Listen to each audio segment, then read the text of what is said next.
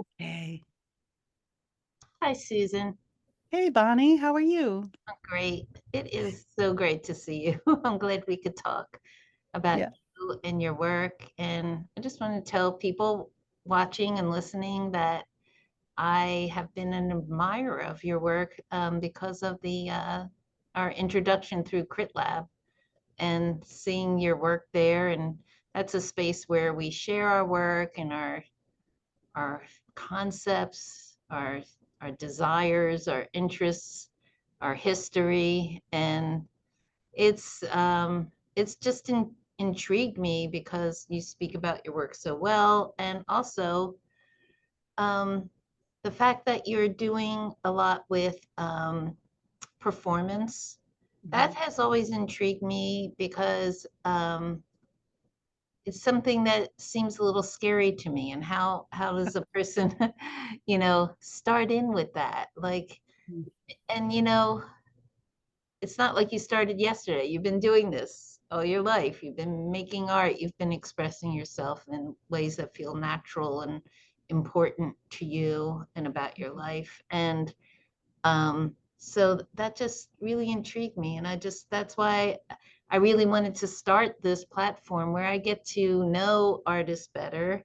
And you're my first artist that I wanted to talk to. And I understand you're in San Francisco or in the Bay Area, and Yeah. that you're going to tell us a little bit about what you're doing out there, how long you've been there, a little bit about yourself, and we'll just see where it all goes.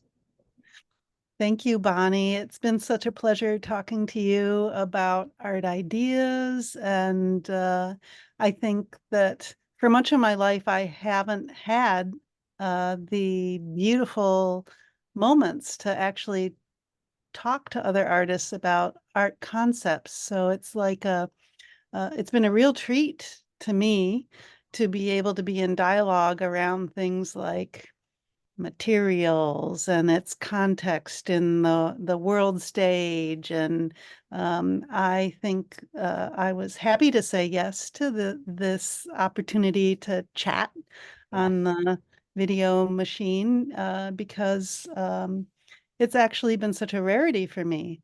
And you've asked such good questions. And I really appreciate that.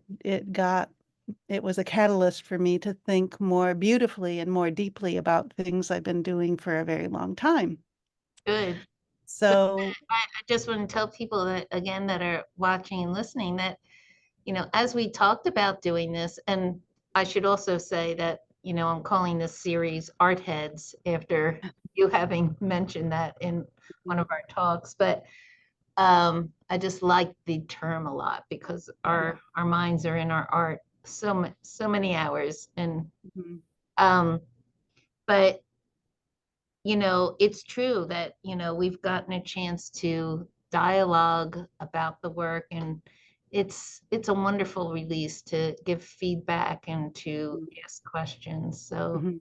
yeah. So much of what we're doing is in our heads and Right. in our materials. So to have little moments in which we bring language to it, and I've always had a fondness for words as well. So uh, uh, the there's a certain deliciousness to it.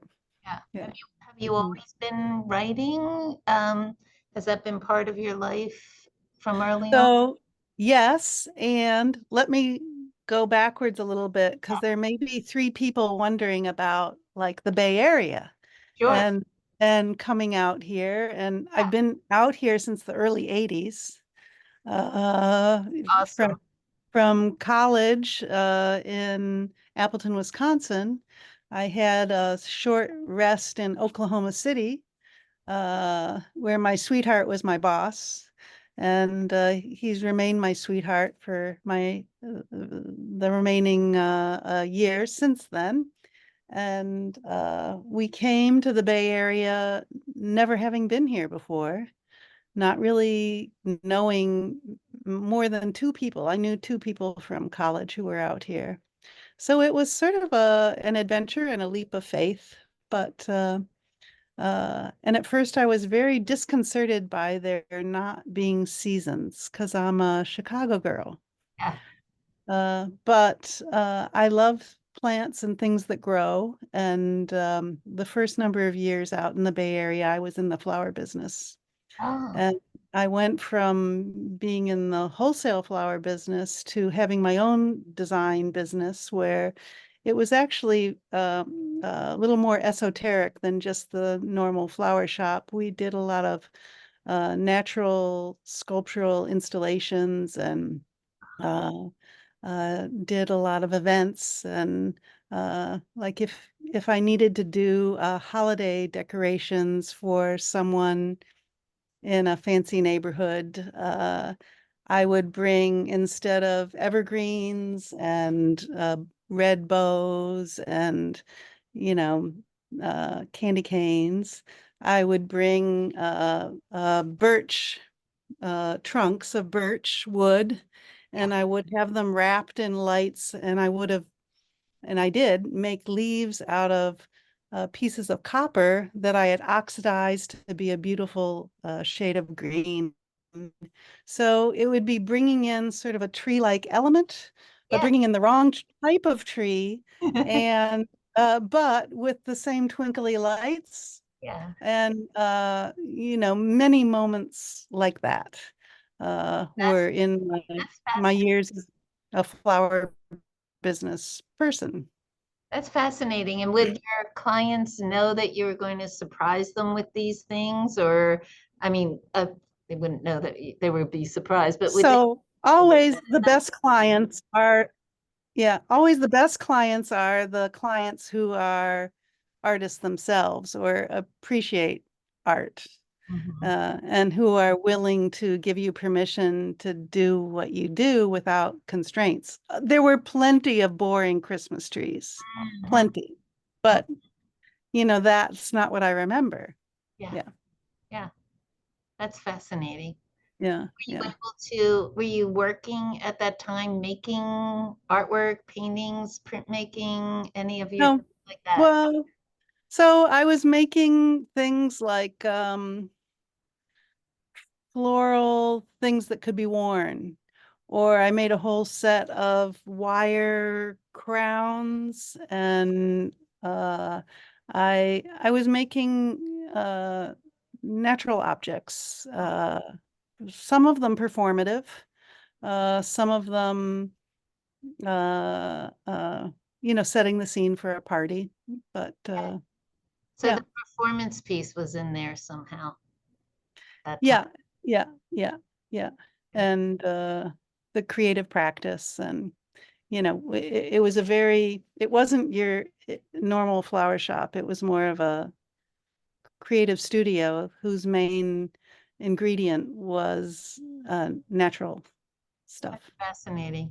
And so that's awesome. And did the two of you do that, or was this solely your I had my own business, but I also had a partner, and we worked together. A woman who I love dearly, who has since passed away, and yeah, we were a fabulous team for a number of years. oh, that is fantastic. Mhm.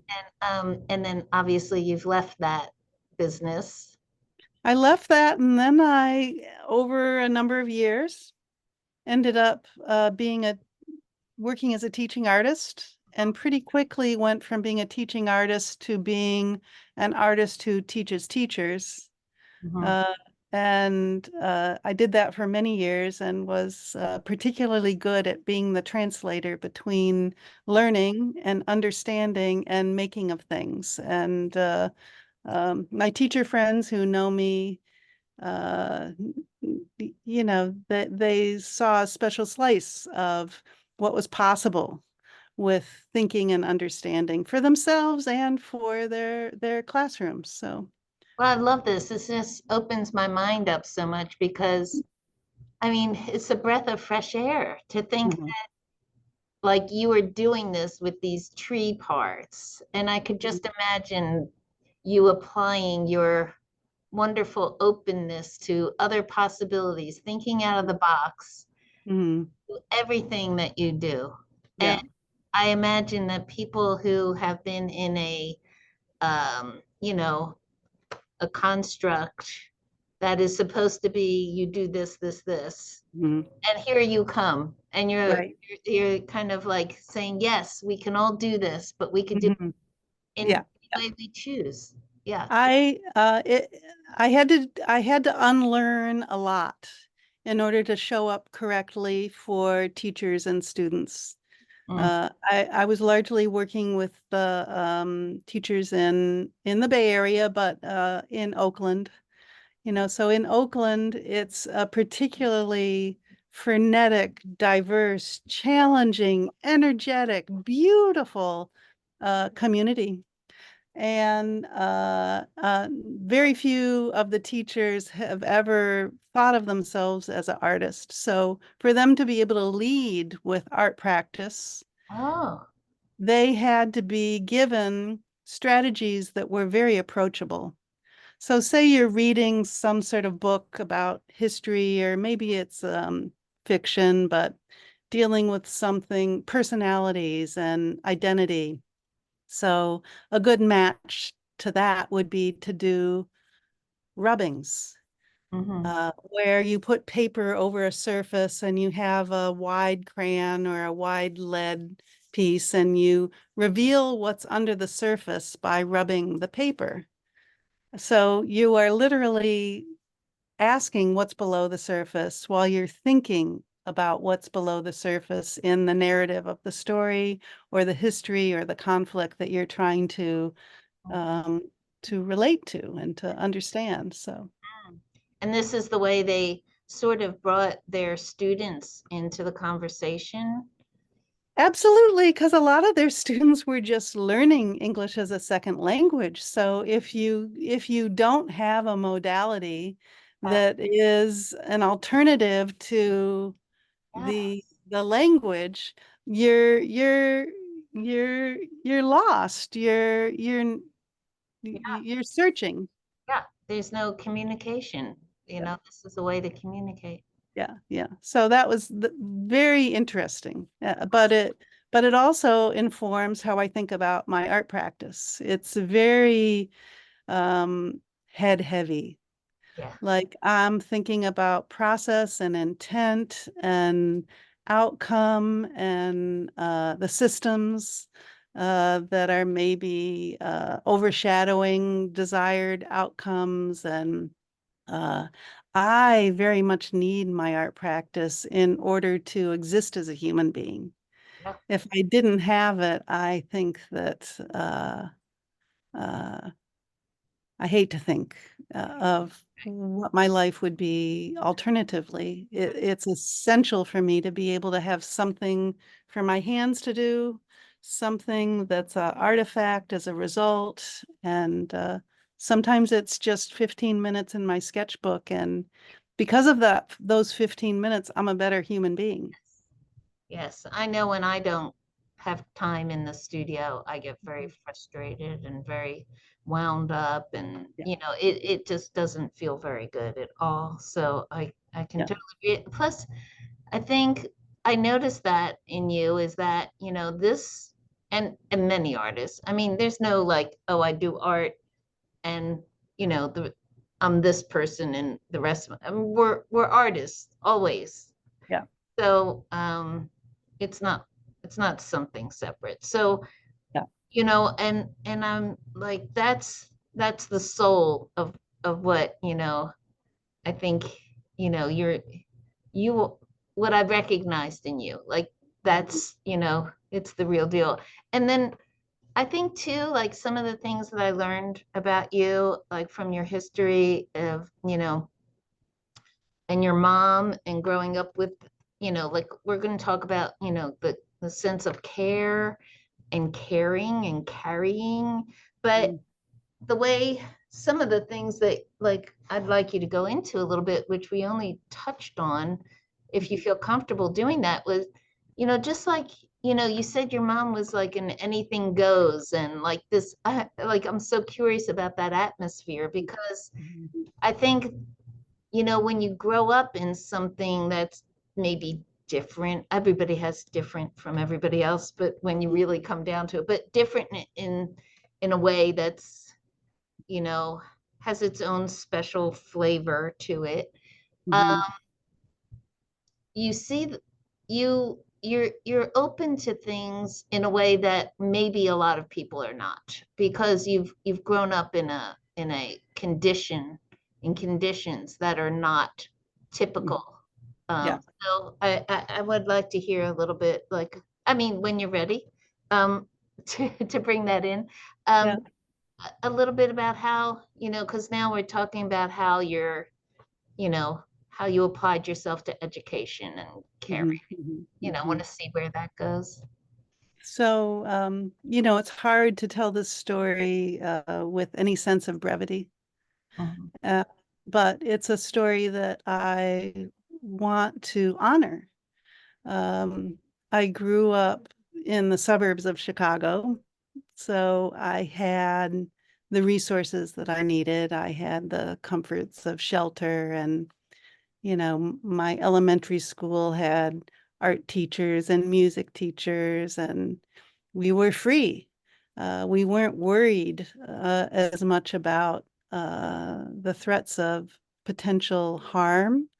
We were out on our bikes, wandering, visiting friends. Cell phones didn't exist. We'd come home for dinner. Uh, That and it was beautiful.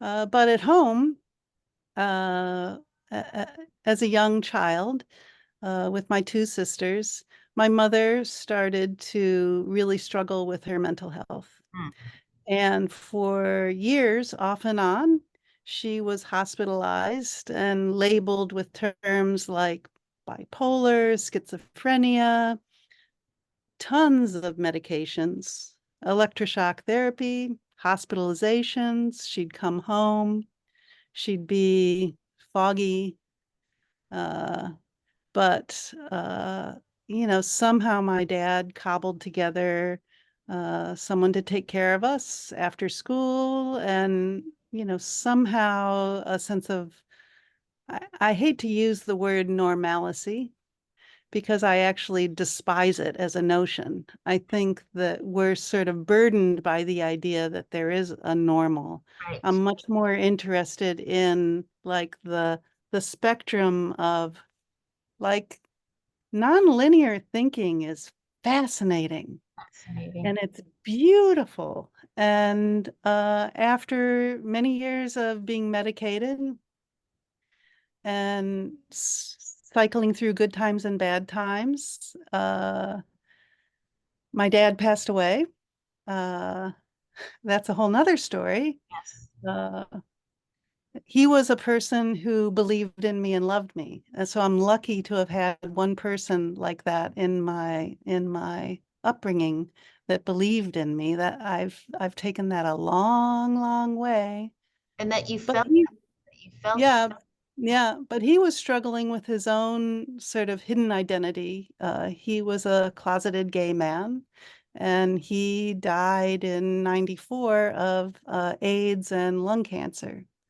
So, like, there was a lot of not normal going on in my household. And when my mom would be hospitalized, no one in the neighborhood delivered lasagna.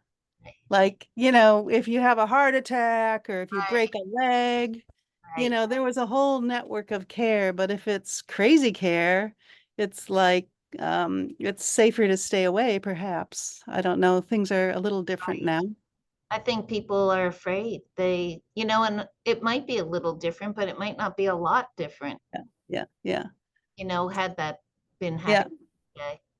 So I became very good at translating nuances Yeah, and witnessing when things were okay and what was it that turned things to be not okay.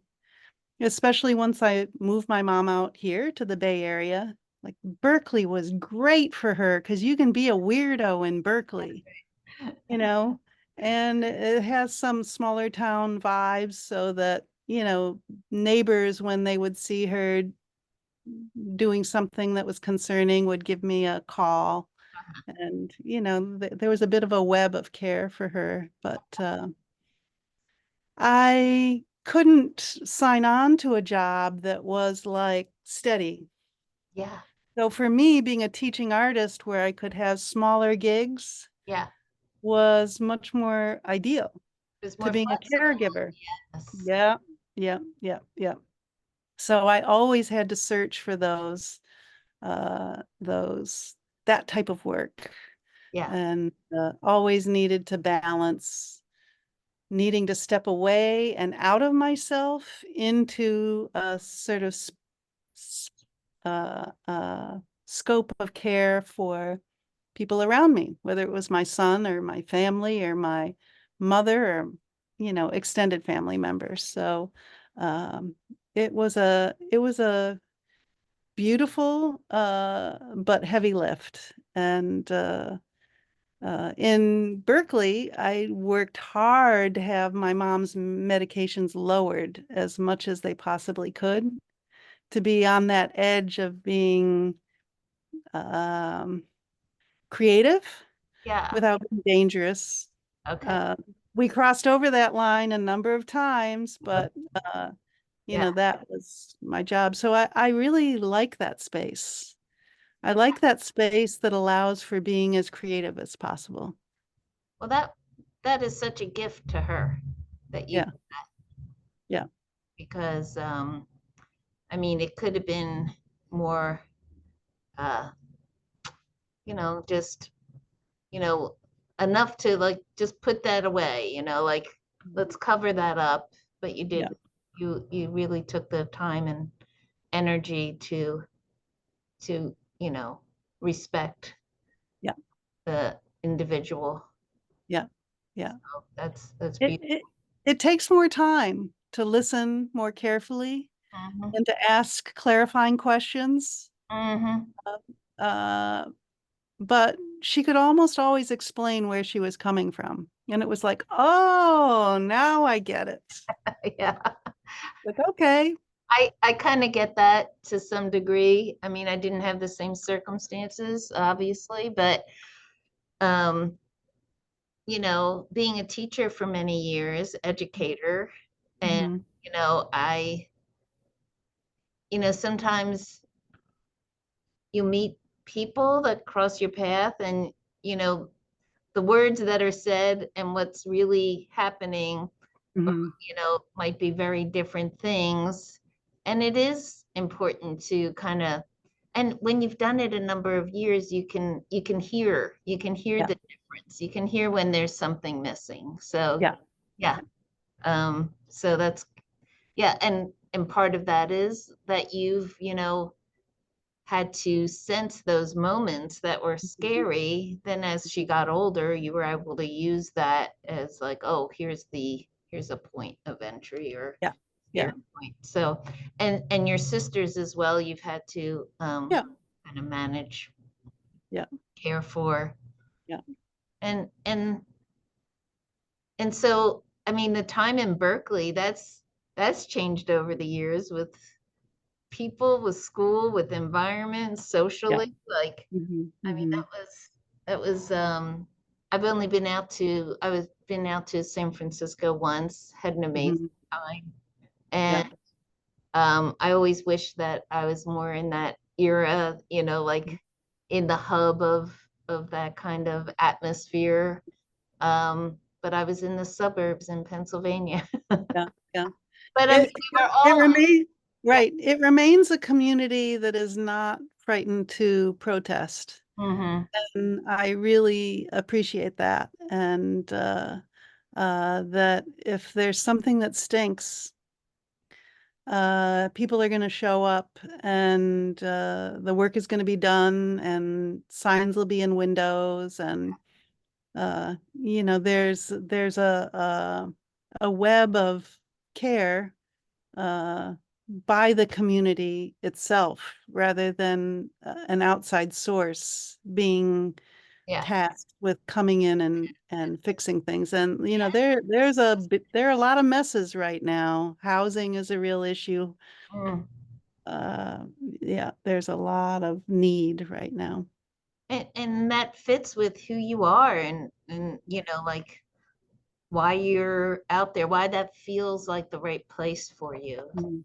Yeah. So that's so I mean that kind of brings us, I kind of feel like I'd like to share some of the images at this We point. haven't even shared any images yet. We better get going. Let's do it. Okay, so I'm going to share screen, and because we've talked about, uh care and caring and carrying, these are great next images to start off with. So you can see this okay? Yeah, it looks beautiful. I see three versions of myself, and these are self-portraits. They're taken with a timer on a camera on a tripod.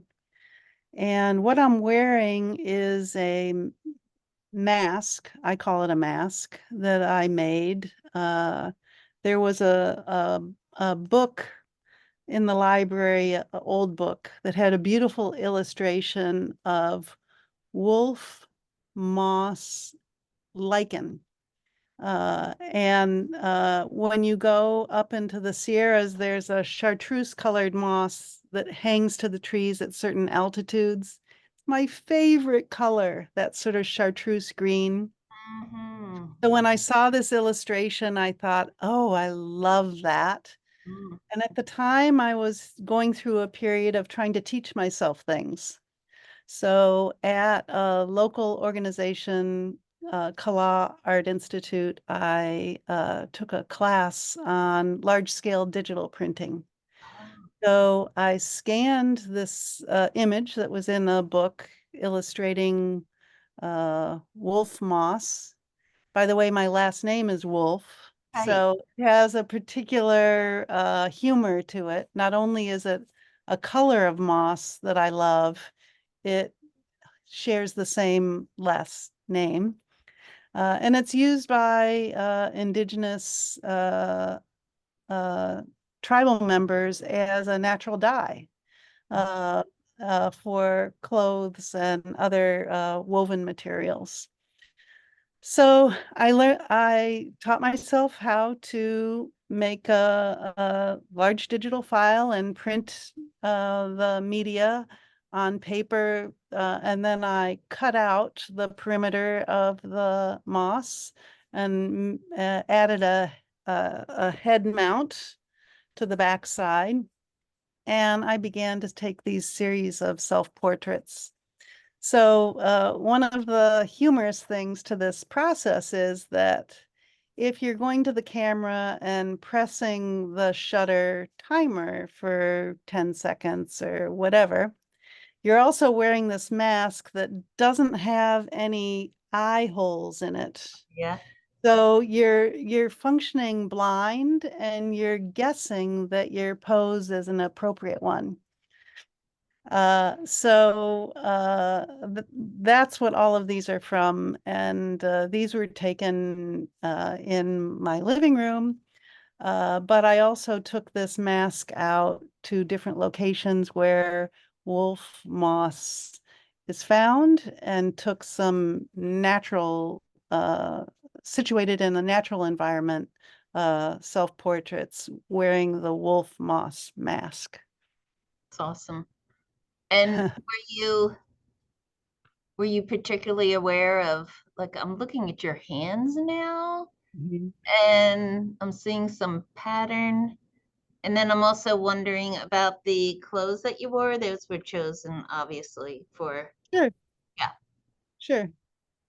I mean, the left, it's pajamas, and in the middle, the pajamas under a skirt. Mm-hmm. Uh, the on the far left, the sweater I'm wearing is very similar to the color of wolf moss. Yes. So, and the gloves a friend had given me, they're like crocheted, Oh, I very fancy gloves. see. Okay. So I was being fancy. Yeah. I mean, the hands are so, like, in the center one, like really prominent, Mhm. or at least seems to me Yeah, in this image. And so, yeah, made me curious. yeah. Yeah, nice. So let's look at your next. So here we have a video, and we're going to watch that real quick. Okay.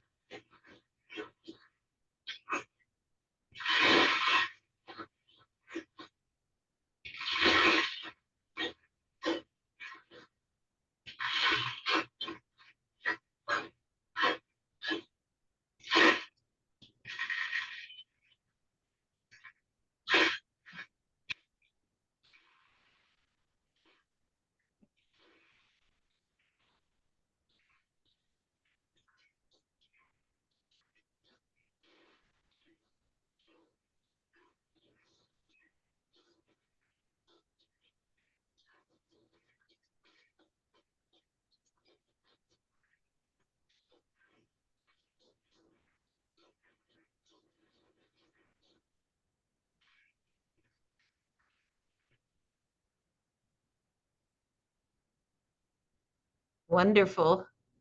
So I'm going to go to this image, but uh, yeah. So well, let's go to the next ones, and then I'll stop share after a Okay, couple. Okay. great. So anything you want to tell us about this one? Well, this was during the pandemic, and I call this series of images uh, with and through the pandemic portal.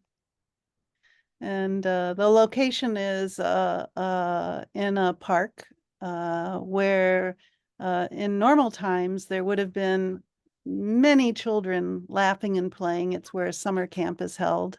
Mm. This is a beautiful lean-to structure where materials are stored, but there's also this beautiful stage created by these doors that can open or be closed.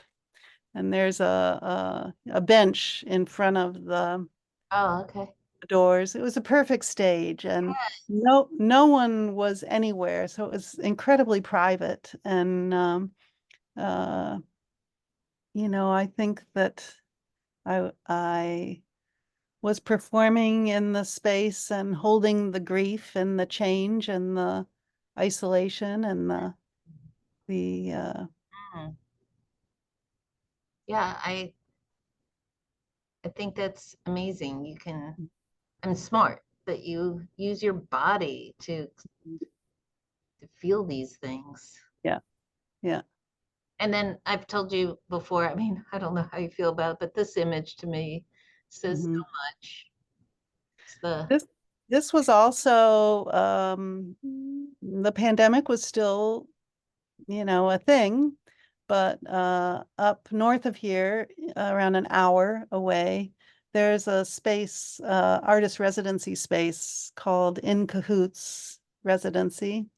And I had been there before, and she, of course, had had like cancellations and had to close down the residency. And she just had gotten to the point where she felt like she could invite artists up if they wanted to come. And I was like, hell yes, I'm ready.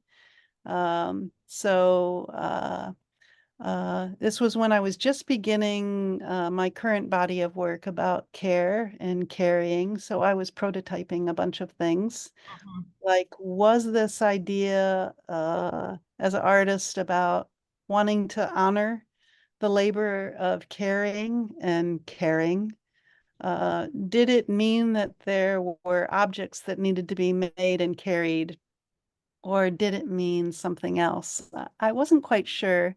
So you can see that I sort of use some clips and brads to bring form to this stiff paper that was sort of like a big burden, but really I was just wanting to sort of embody the gestures of a heavy weight being carried Right. uh, in this space where the field where the residency was held. So Yes. I set up my little camera on my little tripod with my 10-second timer, and this is the result of one of those. That's wonderful. Mhm. Should we move on, or do you want to stop? I could stop Well, recording for a second. briefly, let me tell the story of that one video That's that what I was had gonna the shaker. Yeah, that's wonderful. And I love the seeing, some people walking across in the back. Right. Yeah, Hilarious. yeah. Just hilarious, right? So, I did 10 performances using these bags.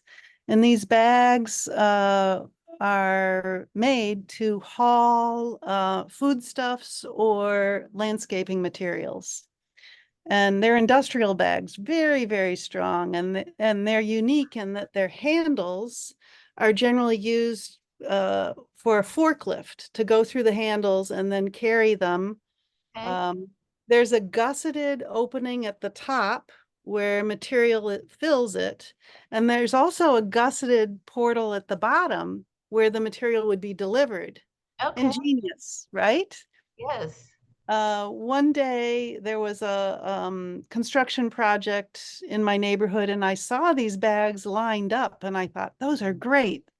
And I watched them over the next week or so, and I saw the forklift. It was actually like Yeah. a dance performance, the forklifts Yeah. carrying these bags, and splendid. So I had a friend, a great friend, who was willing to do some dumpster diving. And there was one day that they were all tossed in the dumpster, and I pulled, with Jim's help, pulled them out. And, there was an identifier on them where they came from, which was not that far away, just outside of Sacramento. So I used some of the bags just to begin from the dumpster, but I also ordered a full set of, I think, a dozen of them. Mm, They fantastic. generally they don't sell these bags in fewer than 1,000.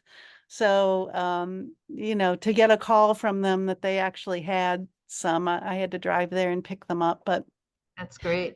they're these fantastic objects because I was able to wiggle through the portal Yeah. and inhabit the interior of these bags. And you could see I could walk, I could roll, I could jump, I could, um, uh, to me, it was a great uh, freedom, but also a great metaphor for what women experience in their bodies all the time. This sort of veneer of it's a veneer of protection, a veneer of uh, shame sometimes. It's like a compartment. Yes. Uh, it's a blindness. Yes. It holds all of these assumptions about who's being merchandised and who's being transported and who's being delivered. Um, the performance sites that I chose, each one of the 10 of them, each one of them had stage-like appeal. Like one is a amphitheater in the woods where sometimes they put on theatrical performances in the summer. Another is a set of stairs going up the hill where there's a fountain at the bottom, and it's just dramatic, but Hmm. very few people are there ever. The location is that performance was, I did it on Veterans Day, and it's up in the Marin Headlands, which is a national park. But there are a lot of old batteries from the war when on the West Coast we were on the lookout for invasion from the Japanese. So there was a whole military installation there, and gun embattlements, which is what this surface Wow. is, Yeah. where they were on the lookout and ready. Yeah. They were ready. Yeah. Um, Now it's a beautiful view, walk along the ocean with the bluffs, and there's an artist compound there and a marine mammal center there. And but I went up there by myself and staged this performance. And Yeah.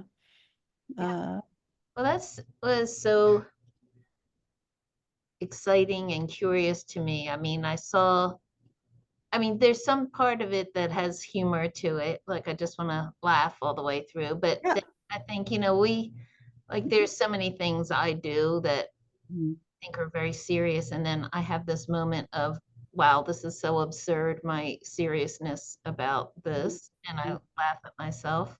Mhm. Um, but,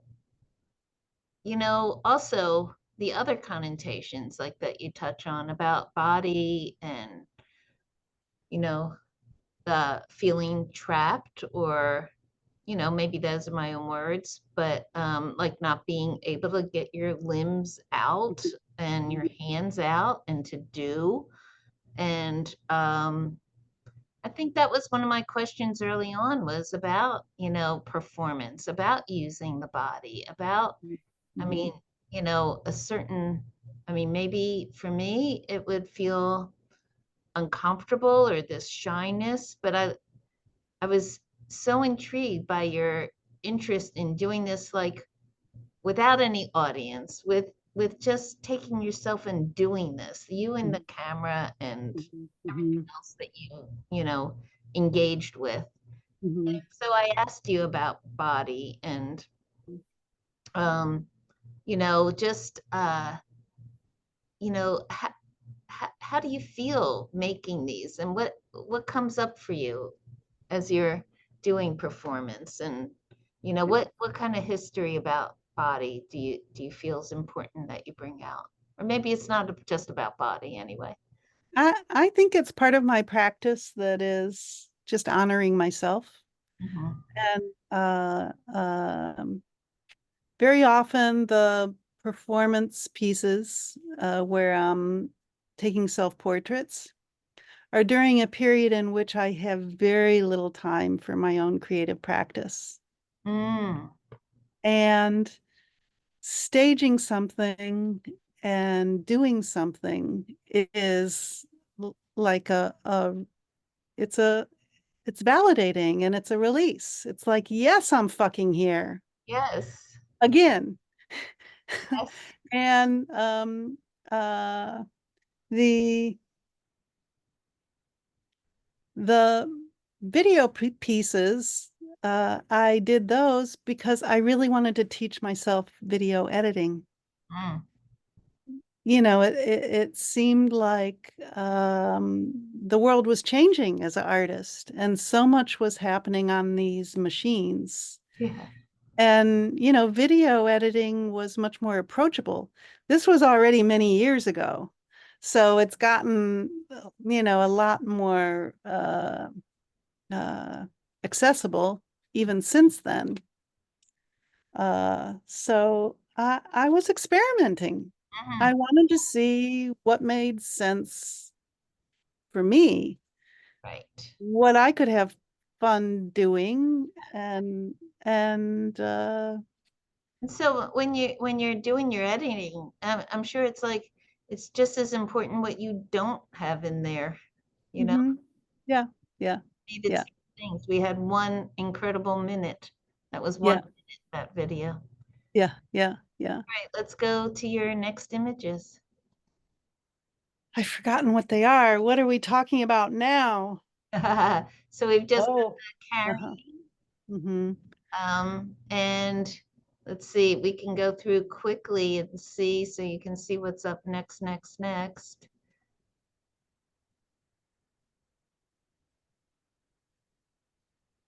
And if you like, you could talk about these as a group, Yeah. and then we'll get to the wallets. Let's talk about the, just tell us about your handles, your printmaking, your carrying? So there was a proposal I needed to write a few years ago. It was for a very fancy residency, and two people who believe in me encouraged me to apply. It was way beyond my reach. And I just want to say artists are doing this all the time, dreaming of something, Mhm. a residency or exhibition, and coming up with a proposal, finding the words that really honor their own identity and curiosity. And as a process of writing this proposal, I realized that what really resonated with me was an essay I had read by Ursula Le Guin, The Carrier Bag Theory of Fiction. And this was the year before um, some of this work showed up in the Venice Biennial. So it was sort of like there was certain traction about this idea of reframing our cultural awareness about stuff and things. Mhm. Uh, in the Le Guin essay, she talks about uh, what if, when early humans were beginning to become resourceful, what if instead of valuing the stone and the stick that that killed, uh, we valued the thing that carried the things that were most important, like the seeds, Mm. or the cultural tokens that were so important. So you had to create the thing that carried the things. Mm. And I really sat with that for a long time, wondering how different our culture would be if we were more peaceful, for one, but also sharing our stories Mhm. with authenticity Mhm. and caring for each other. And I think we've really are struggling now to tell our cultural stories Mhm. and to be aware of how outside of our phones there needs to be a dialogue that is perpetuated amongst friends and generations, Mhm. because there will be a day when we won't have these phones, I'm afraid, Mm. when we won't have this juice of information coming our way. So, um, part of exploring the things that carry things, I had to narrow the scope a little bit. So I began focusing on the iconic brown paper bags, Mhm. plastic bags, curse them, but they keep coming, curse them again. So paper bags, plastic bags, and woven bags. And in these images, you're seeing the how I responded to the brown paper bag by printing it and learning over time that the handle portion of the paper bag was the most interesting, Yes. because the how to grasp the thing that carries the things, or how that graphically makes space for ingredients to fill the void, telling the story of the things that carry things. So Yes, I like that. The word grasp, yeah. grasping the understanding and grasping the Hmm. barrier Hmm. Yeah, for the what's yeah, important. yeah, yeah.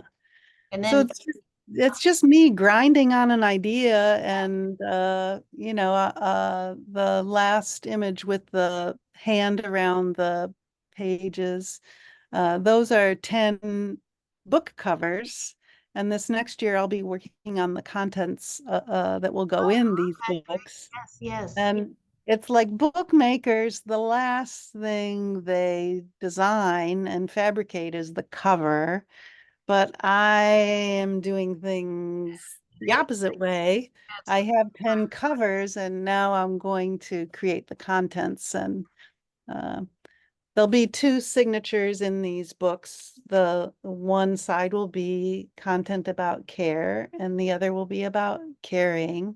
So there'll be some text and some imagery, mm, and some of it will be scanned from my printed work and be have a digital output, so that I can have a volume of images to go in the books. when you say a digital output, how is that going to work? Well, you get a digital file of any of the monoprints, Uh-huh. like say the seeds, for instance, and you scan it, and then you use a printer Okay. to output the image. Like you can choose your paper, so it can be it'll probably be a very poetic thin page of paper, but I'll output, you know, 10 versions of that image, and then it can be cut and folded and seen in the book. So the monoprints are beautiful in person. Yeah. So I'm hoping that being able to get reproductions of those in this book, that Yes. it'll sort of spread the beauty in a very tactile way. Yeah. Yeah. And when we talked about these a little bit, when we all got together on Mm. Crit Lab, like I just saw these as, as negatives or, scans or, kind of being, Mhm. They do have an X-ray quality, yes. like they're seeing through I love something. monoprints and printing, and Mhm. that's what you do too. And Yeah. these are just fabulous, like Mhm. prints of the. Hey, when Mhm. I asked you about digitally, I mean, it crossed my mind, like just having this bag and then opening it and there be a digital image, like an actual iPad inside, where we'd see that video, like when we open up a paper bag. Uh, Mhm. that could be. And then you have this series with the wallet, Yeah, based on your I mom's wallet. yeah, this is literally my mom's wallet, and when she carried it, I always like, "Mom, that's a stupid wallet. You're always fumbling with it. This little old lady, it's like a disaster." And then when she passed away, I held the wallet in my hand and I needed to carry it, and I carried it for 11 years, and I mended it, repaired it several times, and finally it got to the point where I needed to just stop using it. So of course I wanted to print it. Yeah, Uh, and I also had started to really love the form of a wallet, which is sort of like a book cover, but not a book cover. I like that there are two pockets, and the whole discussion of what wallets were not too long ago and what wallets are now. Like I remember when wallets had like that's where you carried your favorite family photos, yeah, and your most precious little love notes sometimes were in your wallet, receipts, a right. credit card, cash, Yeah. uh, so I think it's a very poetic object, and I have a whole set of these. I have some right beside me, these fiber forms from repurposed material around the house, curtains or sheets or clothes. And I like exploring natural dyes and paint, and I also love stitching. The cuffs in this image are from my father's dress shirt. Yeah. So this piece is mother's wallet, father's cuffs. Oh, isn't that wonderful? Yeah. Yeah. So you inked your plate, it looks like, and then you pressed them and ran it over there to do over it. Yeah, it's I always ink up two plates, Hmm. two different colors. And the plates are not thick plexi. They're just thin pieces of mylar that I ink up. Okay. So two different colors. I'll lay one down on the etching press and arrange the objects on it. And then I'll put the other color of inked acetate on the top and run it through the press. So now the objects are inked up, one color on one side and one color on the other. Okay. Uh, so then I can arrange them Right. so that this primarily you're seeing the ghost from the inked plate that the objects have been removed from. Mm-hmm. Uh, and then sometimes I think if you move forward one or two, so that's the red version of the inked plate. And then this is the objects themselves, Wow.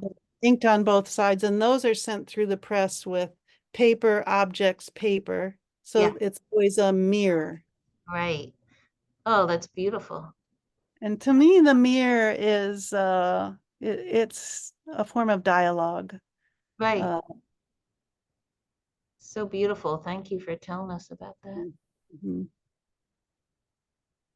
This is a more recent, fresh off the press, recent last week, I guess. I was thinking there's so much scarcity, water scarcity in the world, clean water, uh, that I went to the iconic paper cup. I Yeah. mean, we all use water bottles now, but we used to always use paper cups. And I deconstructed them and I used them as the objects to be inked and arranged. And it's a beautiful geometry, isn't it? Yes. Yeah, Yeah. The yeah, overlay and yeah. just the directionality, the sparseness, the color choices. Hmm.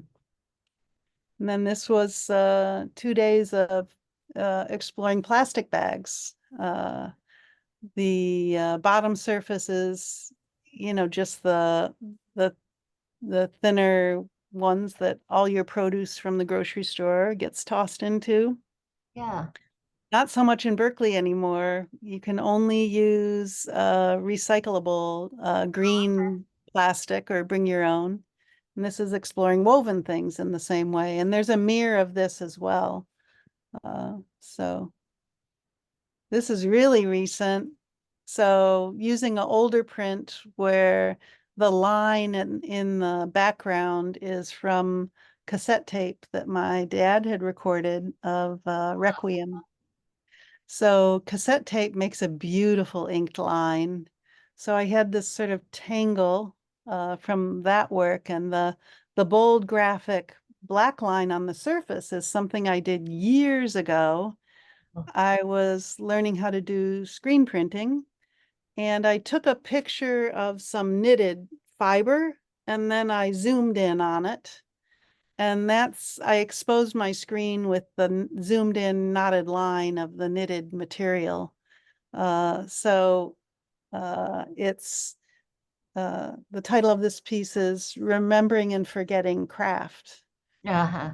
So the fiber pieces suspended from the bottom are this beautiful, very raw sheep's wool that a friend, friends, they know what you like, and sometimes they send you these things, and it's been looking at me on my shelf. What am I going to use that beautiful, curly, Yeah. angelic sheep's wool for? So it really made the third tier in the progression of the Yes. tape line, the knotted line, and the raw material. Yep. Yep. Wonderful combination. Mhm, mhm. Mm. I could just feel it. Like Yeah, I could feel the embossed quality. mhm. Yeah, yeah. So, well, there you go. This is my most recent self-portrait. I don't know, you have to look, but that's my hand in the middle, and it's a reflection in the front window, my Oh, living room. I realized my hand was out there, and yet it was here. yeah. It's awesome. So. Wonderful.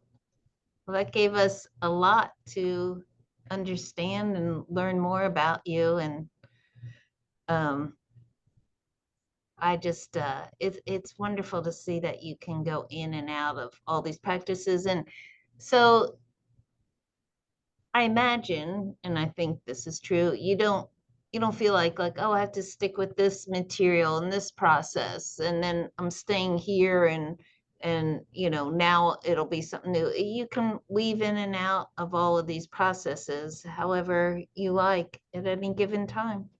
I get bored very easily, and I always like to experiment. I'll have a project that has a longer lifetime, Hmm. like the care and caring. I mean, I'm going to be stuck with that for a while, but there'll be many different ways I enter it. Yeah, Yeah, that's yeah. well, thank you so much for sharing all of this with us. And Did we do it, Bonnie? Did we I do think it? we did it.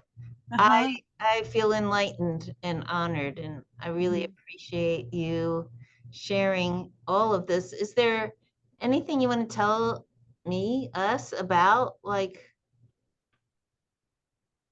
your your work, where we can find it, or where you would like it to be seen, or ideas that you have coming up, or anything else you'd like to add into this? And who knows, maybe we'll do a follow-up at some point. Yeah. Well, I think there are many people who identify themselves as artists, artists who are not in the fancy galleries, artists who are, um, searching for venues that have some wall space. And I think that it's a great sadness for the majority of artists that there are not enough, there isn't a high enough regard Right. for the ongoing work of the legion of creative people doing cool stuff. Yes. And it's really a cultural failing, I think, for us. I think that it's my dream that there would be more community spaces where local artists would be, their work would be valued. And I mean, local artists who don't have their MFA, but who have been creating, just like bosses their entire life. Yes. And I think that it's a sadness that so much of this work is hidden. Hmm. And uh, I think that's my story, and it's one of the reasons why I'll fool around with Instagram or video stuff, just to try to broaden my scope a little bit. Well, I think that's 100% true. Mhm. There's so much great work being made, and Mhm. so relatively few ways of getting it out there. And Yeah, yeah, we, most people, most artists want to share their work. They want yeah, to, yeah. and there's these built-in systems that are really challenging. And yeah, I agree. Couldn't agree more. But I hope this brings a lot more people to seeing you and your work. My fan club will grow exponentially, no doubt. And why not? And it, well, Yeah. thank you so much, Susan. And Thanks for I the will invite. put some notes on the once the recording is up, and I'll Okay, put some notes to where people can find you and your work. So very good. thank you so Thanks, much. Bonnie. Have a beautiful evening. You as well. Bye. Bye. I'm going to stop.